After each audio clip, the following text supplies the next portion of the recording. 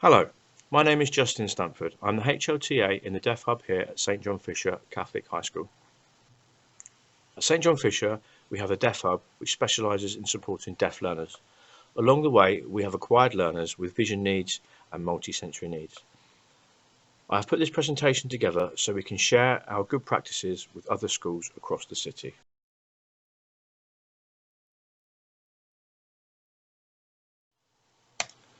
Before I start, I would just like to give you a little context on our school. We're a mainstream Catholic secondary school based in Eastfield, Peterborough. We have just over 800 students on roll, including our sixth form. Our Deaf Hub has the capacity to support 6 specialist places. On top of that, we have many other deaf, vision impaired and multisensory impaired learners, which gives us a good opportunity to share our good practice.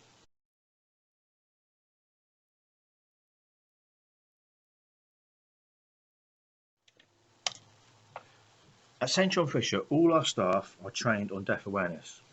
This includes all new starters and any other cover or agency staff that attend. Our school environment has been audited for deaf and VI learners, and our focus is on improving communication, speech and language for all students. We have lots of resources which we like to share. These are in our school and on our website. Please contact me for more details on this.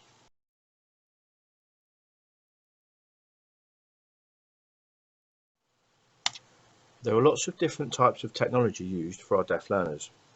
During this presentation, I'm not going to go into great detail because I've already done this on a separate presentation. If you would like more detail on any of this tech, then please go to stjohnfisherschool.org.uk, click on the Deaf Hub, and then click on Training Videos. On there, you will see a presentation titled How Hearing Technology Can Help in the Classroom. At this point, I just want you to be aware of what is available and what works well.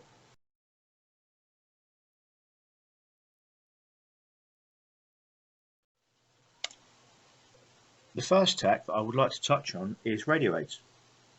These are basically listening devices that are used in conjunction with hearing aids or cochlear implant receivers.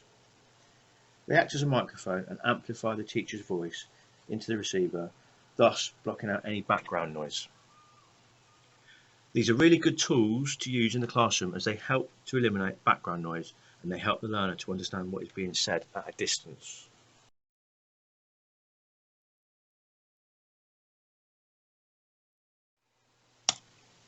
Radio aids come in different shapes and sizes, but they predominantly do the same thing, and that is amplify your voice straight into the learner's receiver.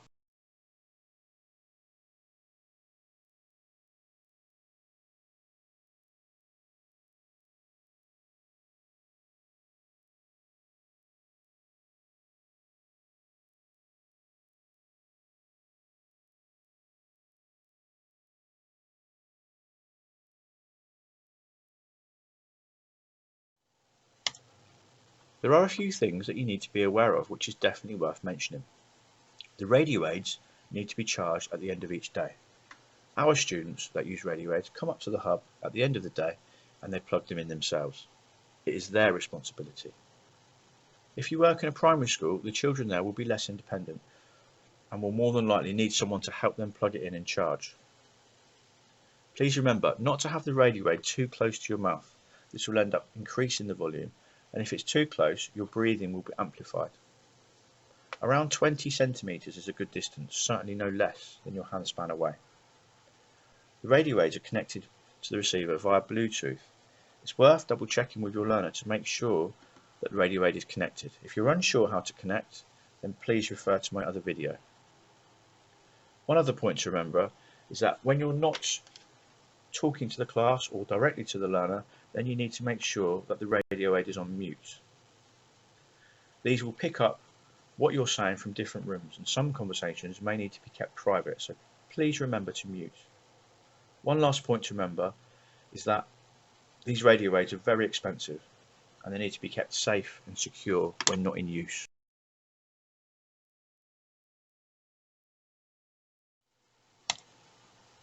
Now I would like to move on to sound fields.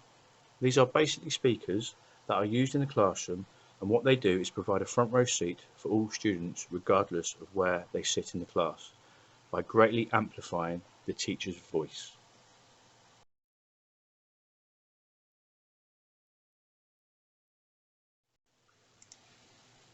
Our deaf learners benefit immensely from this, but actually the whole class will benefit whether they're deaf or not.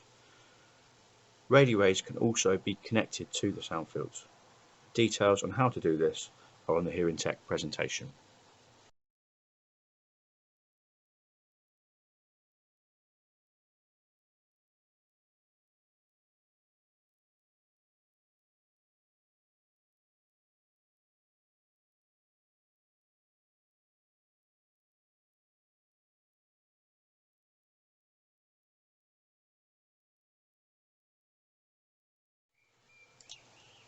There are a few drawbacks.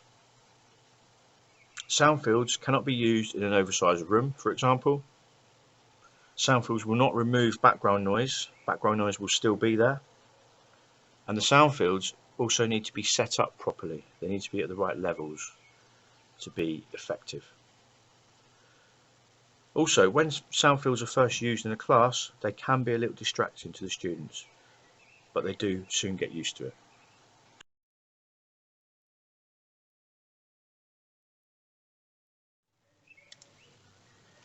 You have the option of using sound fields, radio aids, or both. If you're lucky enough to have a sound field in your class, then my suggestion would be to always use the sound field for every lesson, regardless of what students you have. If you have a radio aid user, then I would definitely suggest to use both by connecting the radio aid to the sound field. Details on how to do this, including how to set up the radio aid to the sound field, are included on the Hearing Tech presentation.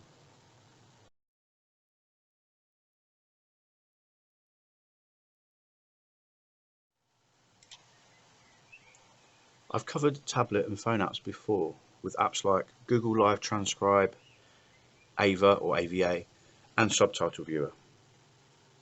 Since then, some new apps have arrived to the market. It's definitely worth mentioning these, as they are very impressive. The first one I'd like to talk about is Roger Voice. This is a new free app which lets you speak on the phone and the recipient will talk back, but instead of hearing what they say, their speech is converted into written text for you to read in real time. It works with lots of different languages and works very well with different accents and produces the text in real time. It's very accurate and very quick, well worth using.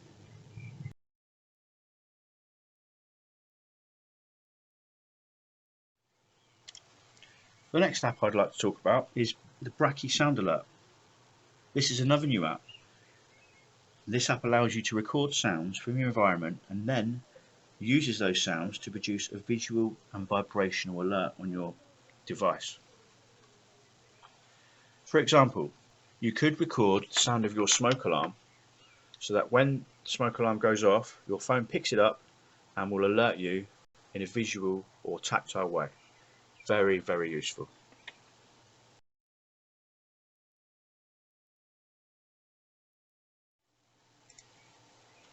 Tap SOS is another new app to the market. This app allows users to communicate with emergency services very quickly without the need to actually speak or listen. It's all done through the app via touch on the screen.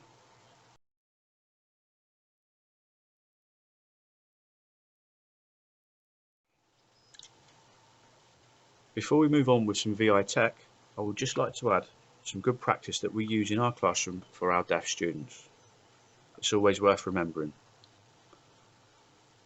Deaf students should always be sat at the very front of the class, away from any open doors, windows, or any other noisy distractions like projectors. Please make sure that when using technology you know how to use it.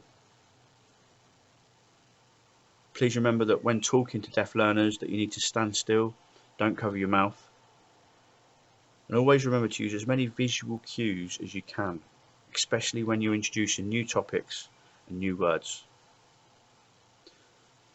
Always repeat anything useful that other students contribute to your lesson, as sometimes this can't be heard directly and needs repeating.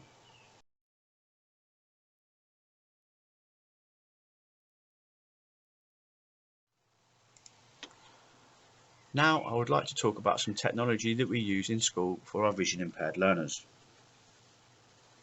The tech we use varies depending on the severity of the VI needs. iPads are a great tool. These can be used to take photos of anything and then easily zoomed in. They are really good for taking photos of writing that's on the board, or for taking photos of paper copies and then zooming in. The iPads can also mirror what is on the interactive screen. In school we have Clever Touch screens which easily mirror and link to all of our iPads.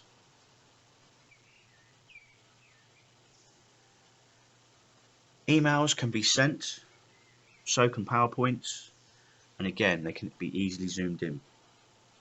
I would say overall the iPads are the most effective tool that we can use for vision impairment. If your learner is blind with no or very little sight, then the iPads do become obsolete. And it's at this point you need to start using tactile equipment like the Zycon machine, which can produce tactile representations of pictures, maps, graphs, diagrams and other images. A person who is blind can then fill these images with the raised lines and the surfaces in order to obtain the same information that people who are sighted get through looking at pictures or other visual images. The Braille embosser embosses Braille characters onto paper for tactile reading by a blind reader.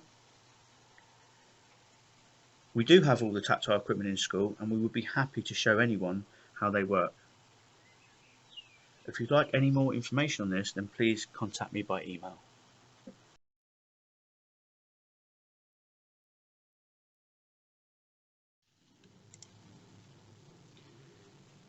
I would just like to share some of the good practices that we use for our vision impaired learners. Some of it may sound obvious, but it's definitely worth sharing. Vision impaired learners should always be sat at the front of the class as close to the board as possible. Any PowerPoints that are used in class should be emailed directly to the learner so that they can access them on their laptop or their iPads, and then they can zoom in and actually access what is being said. Please remember to keep all of your PowerPoints simple. Try not to use lots of colour. Make sure that you're using two contrasting colours. For example, a light colour on a dark background or a dark colour on a light background. When paper copies are used, please make sure that font sizes are as big as they can be. When using the whiteboard, please make sure to write as large as you can and make sure that you use a dark black pen. Try not to use pens that are running out, as these are harder to distinguish. Always allow and promote the use of iPads, as I said before. These can be used to take photos of the board and any paper copies and then zoomed in by the learner. The iPads can also be used to record parts of the lesson and then be referred back to later on. One last point to make is that the RNIB Bookshare app can be used on laptops and iPads, and they can be used to access any textbook that you use in your lesson.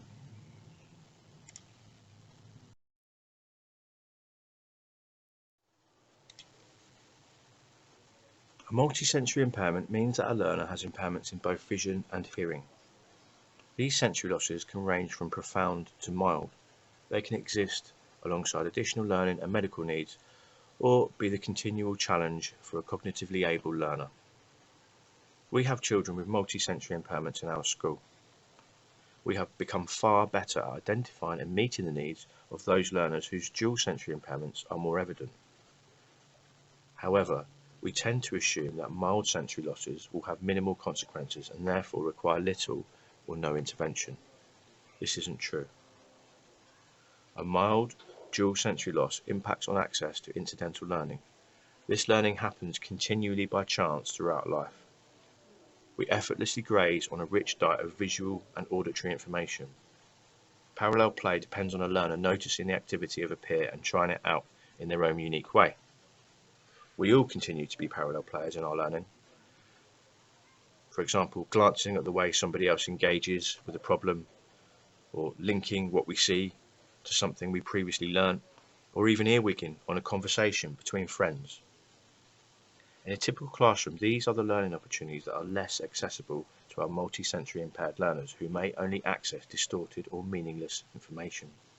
A learner with a mild hearing loss relies heavily on the information they can pick up from a speaker's lips and face. With an additional vision impairment, however mild, this supporting information is also fragile. MSI learners may not see a peer's face when they contribute to the class discussion. They may miss a fine detail on the class board, or a video clip may be a sensory blur. Multisensory impaired learners are often described as within their own internal world. This is an understandable survival strategy if a volume of sensory information is inaccessible and confusing.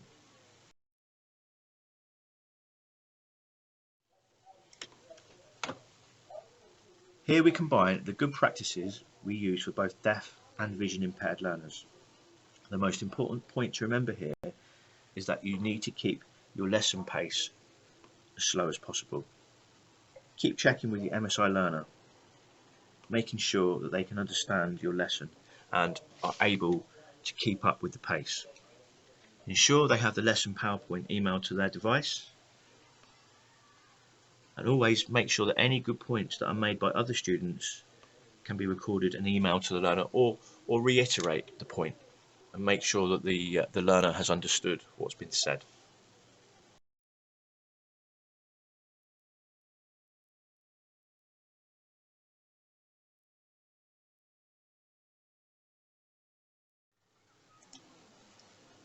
At St John Fisher, we have a deaf hub. This is a room which is used by many students. Not just our deaf students, but all of our SEN students are welcome. We open it at break times and lunch times. Students can use the room to have their lunch, they can socialise, they can relax. We can also help with homework, or we could just be there to listen and advise. I think without the hub as a place to go, many of our students would feel a little bit lost. The hub is also a place where we can store a lot of our equipment safely.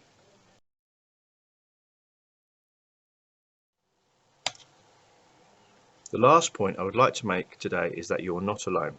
There are many external agencies which you can refer to for advice and support. In Peterborough, we are lucky to have the Sensory Support Service, which have qualified teachers of the deaf, qualified teachers of vision impairment, and qualified teachers of MSI. They have lots of experience and are very happy to offer any support which you may need. On top of that, there are many charities that are available. We have, for example, we have Sense, RNIB, the NDCS, just to name a few.